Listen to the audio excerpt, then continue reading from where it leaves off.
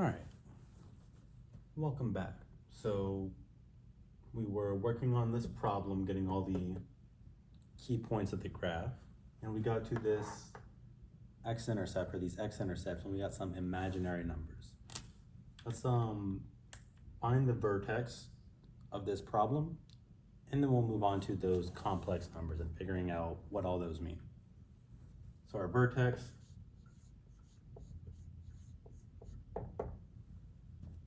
well, we know this vertex was shifted 3 units to the right and 2 units up. So it'll be at 3, 2. All right, so that's the picture of our graph, and these are all the key components of our graph. So then let's go over these square roots of imaginary numbers.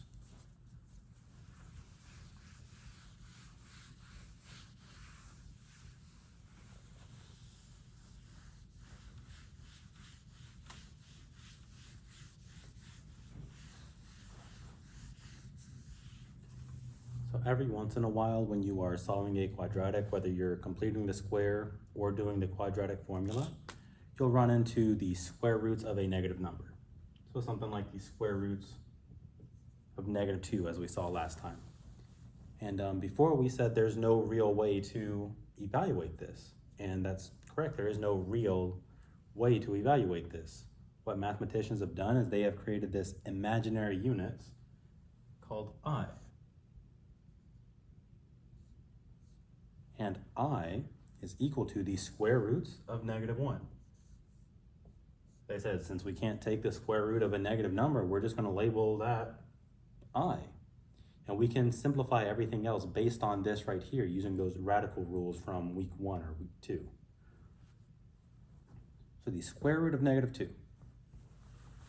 What we're going to do is we want to somehow incorporate this I into this problem so we don't have a negative under a square root. What that's going to look like is this. Instead of writing -2, I'm going to write -1 times 2. So then from here, I can use my radical rules. Square root of -1 times square root of -2, or square root of 2. This is I. Square root of 2 is 1.4 blah, blah, blah, blah, blah, something. I don't really care what the decimal is. I'm just going to leave it as square root of 2. So the square root of -2 is I times the square root of 2. Let's look at a perfect square, but just as a negative under a radical.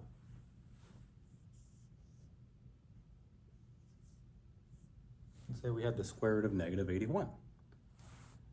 In order to simplify this, then I can turn this into the square roots. Oh, this is plus or minus. And when we take a square root, we can get a positive or a negative. So I'm taking the square root of -81. Let's turn this into -1 times positive 81. Because 81 is, or -81 is -1 times 81. This square root of 1, or square root of -1, is going to turn into an I. The square root of 81 is just going to turn into a 9. This is I times 9, or 9I. Again, when we take a square root, we could get a positive or a negative, so we're going to take that into account here. So the square root of -81 could be 9i, or it could be -9i. So sometimes you will end up with imaginary answers when you're solving quadratics. What that means is when you graph your quadratic, it's not going to have any x-intercepts. It looks something like that. Maybe it could start down here and open downwards, have a negative coefficient instead.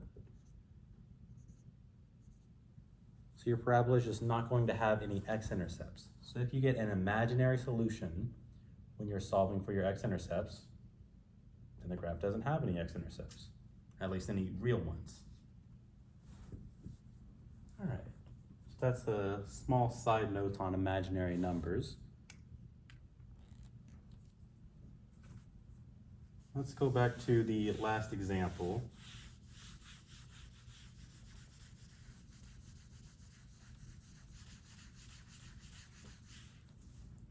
In our notes.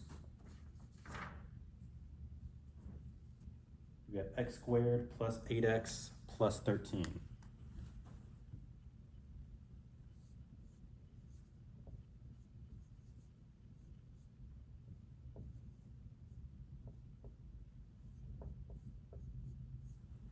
So this is our problem that we want to graph. X squared plus 8x plus 13. This is an n-vertex form. I can't figure out where my vertex is. I don't know how far it's shifted, left, right, up, or down. And it's not in this form. There's actually a way to get it into that form.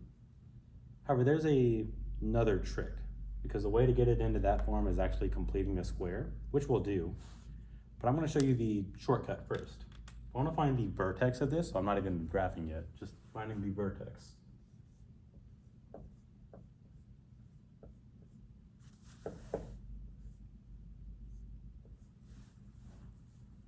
The x-coordinate of the vertex will always, every single time, be at negative b over 2a. So negative b over 2a. In this case, b is 8 and a is 1. So the x-coordinate of my vertex would be negative 8 over 2 times 1. 2 times 1 is just 2. Negative 8 divided by 2 is negative 4. That means the x-coordinate of my vertex is at negative 4, so I shifted 4 units to the left. In order to find the y-coordinate, there's no simple shortcut like this, but what you can do is if I know the x-coordinate of my vertex is negative 4, to get the y-coordinate, I can just plug in negative 4 right here, and it'll give me the y-coordinate. Let's do that off to the side here.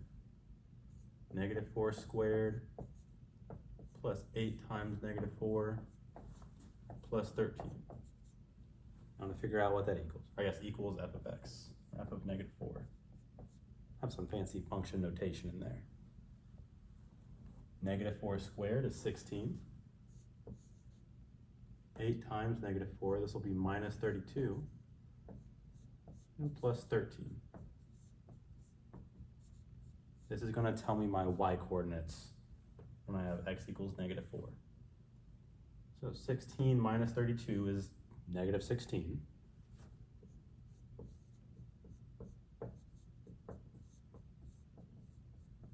And negative 16 plus 13 is negative 3. So my y-coordinate is negative 3. Cool, that's my vertex. Let's try and find the other key parts of this graph. Before we even go about graphing it, we're just going to find all the key parts algebraically. My y-intercept. To find my y-intercept, I plug in 0 for x. The nice thing about this form, or standard form, is that when I try and find the y-intercept, I plug in 0 for x, well this disappears, it's just 13. My y-intercept is 13.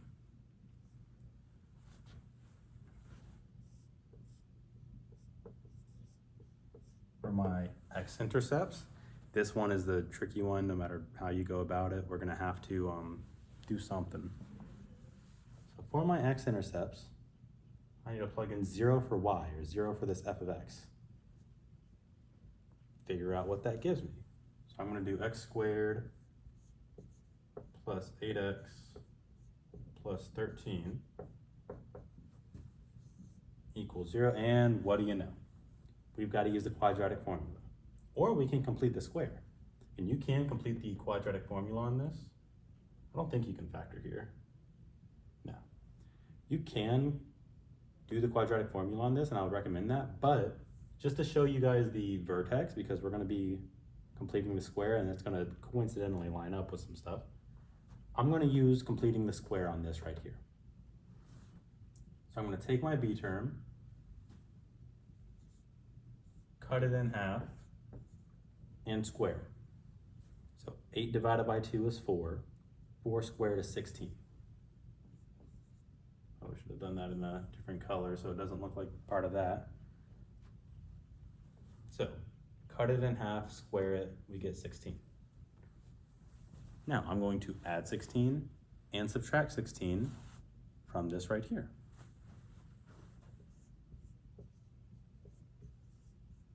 So plus 16 minus 16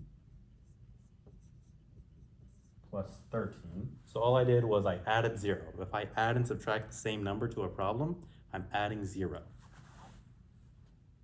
Well, now this is that fancy word, it's a perfect square trinomial. We can factor this. We need two numbers that multiply to 16 and add to 8. Well, it's 4 and 4. Or I'll have x plus 4 squared.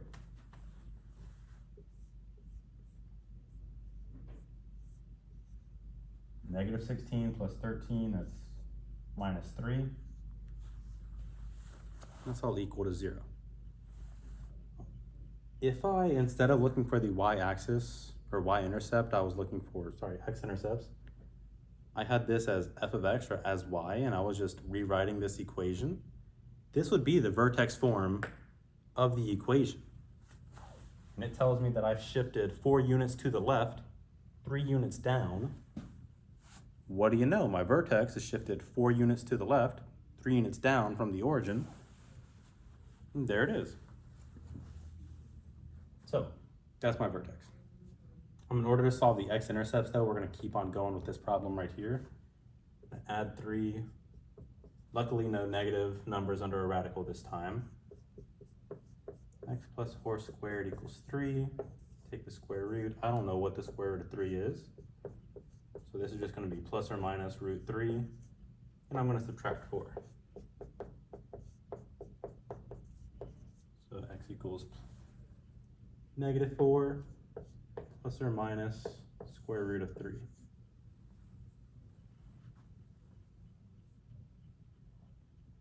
All right. So that's my y-intercept, x-intercept, my vertex, my domain. So d is negative 8, negative infinity to infinity. My range, we're just going to say r. Again, the range does depend on the vertex and whether your parabola opens up or down. This specific parabola opens upwards. My vertex is at negative 4, negative 3, so somewhere in that third quadrant. I know that this is going to range from negative 3 all the way up to infinity. Again, I do have to be really careful with this range. This is not a parenthesis right here. Negative 3 is part of my output set. I'm going to put a bracket. And when we graph,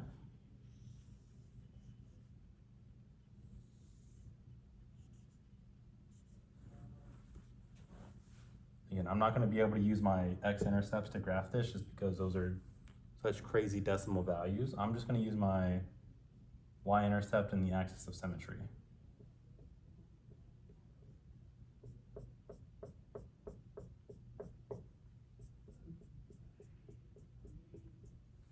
All right, negative 4, negative 3, that's roughly right here. The y-intercept is at 13, so that'd be way, way up here. So I know this is 1, 2, 3, this is 4 units away on the right, so if I go 4 units to the left, so 1, 2, 3, 4, there should be another point right there.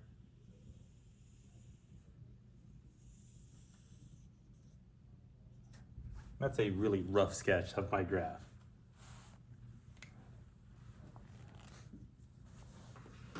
And on your test and in your homework, the graph scales will be adjusted according to what you need, so you won't run into anything like this where your points are way outside of your bounds. All right, that's everything for quadratics. If you have any questions, shoot me an email. I'll try and reply as soon as I can. Office hours are 7 a.m., 12 p.m., Monday to Thursday.